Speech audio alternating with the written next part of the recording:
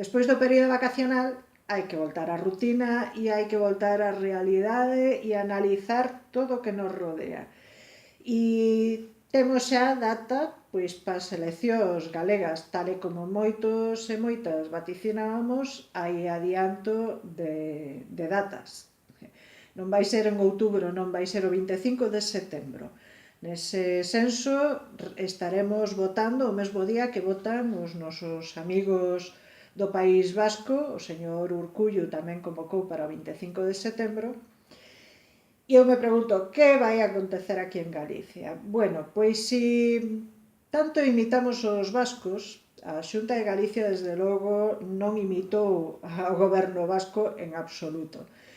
A Xunta de Galicia, lonxe de defender os intereses de Galicia, defendeu os intereses duns poucos poderosos, pero esqueceuse moito dende o 2009 de defender os intereses da xente do mar, da xente dos labregos, dos mozos, dos pensionistas, dos doentes, dos enfermos de hepatite C, dos afectados polo Albia. Galicia ten os salarios máis baixos e as pensións máis baixas, e co goberno do Partido Popular en Madrid a hucha de las pensiones, que chaman, está xa en números roxos ou case. Co cual vai haber máis privatizacións, sen dúbida, por moito que agora, con esa maquinaria tan pagada por todos nós que son os medios de comunicación, están vendéndonos a moto de milloras sociales e políticas populares para todo o mundo. Parece que de súpeto chegou Papá Noel e nos trouxo regalos a todos. Tendo en conta a memoria, que é moi importante, tendo en conta que temos unha oportunidade para cambiar. E dito isto, durante todo este verán, a pregunta que máis me facían é: Pilar, e a quen temos que votar? A quen votas? Porque estes nos axudaron, estes nos axudaron, estes nos axudaron. Todos defenden o mesmo para este sector, máis ou menos. Todos defenden isto para este outro sector, máis ou menos. Que facemos? Dividir o voto? Pois esa é unha boa pregunta que os líderes políticos deberían ter en conta. Eu me pregunto se non sería posible facer unha coalición electoral e unha coalición de partidos, simplemente electoral. Xa sei que sona a conto chino, xa sei que sona pois a paxariños prereñados que decían os avós, pero si queremos ter a posibilidade de ter unha fronte forte que defenda ben os intereses, que sirva de alternativa política para combatir e batir ao inimigo real, que é a maquinaria tremenda, por non decir outra cousa, do Partido Popular, algo hai que facer, e desde logo o minifundio político non nos vai valer para nada. Eu xa sabedes, o teño dito moitas veces, que son nacionalista e internacionalista, pero a min non me molesta xente que pense distinto a min. Non me interesa ese debate de ti tes a razón e eu non a teño.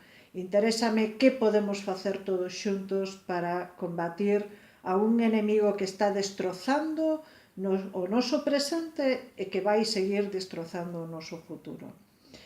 Esa é a pregunta que me facían a min. Eu aposto polo sentido común, e ese sentido común que ten que poñerse en marcha canto antes, porque senón, do contrario, vamos ter que aguantar outros 4 anos de goberno do Partido Popular en Galicia, en maioría absoluta, que é o máis preocupante de todo, e que nos vai a supor a todos os galegos e galegas máis recortes, máis privatizacións, máis pobreza e posiblemente outro plan de acuicultura de costas ao sector unha falta de defensa dos dereitos das traballadores, de defensa dos afectados polo Alvia,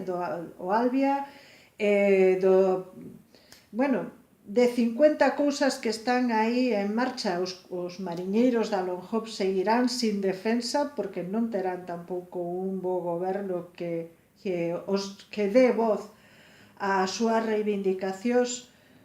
É importante pensar en todo isto, é importante actuar con sentidiño, como diría a miña avoa, e como din outra moita xente que está na rúa preguntándose a quen votamos. Hai moito que facer e hai moito que mellorar, non só no goberno e de cara ao goberno galego, sino tamén nas relacións entre a xente, que podemos pois cambiar o país entre todos. E cando digo entre todos e todas, non me refiro só ás organizacións políticas, refírome pois a xente como a ti, como a min, estamos vivindo nunha terra que debería ter un futuro moi bon para todos, que debería ser un foco de esperanza para os cidadáns e para a xente que ven de fora, e de momento o que temos de camiño é outro goberno do PP, como non espabilemos. Espabilaremos? Esa era outra pregunta que me facían cando eu lles decía seremos capaces nalgún momento de lograr algo bo todos xuntos.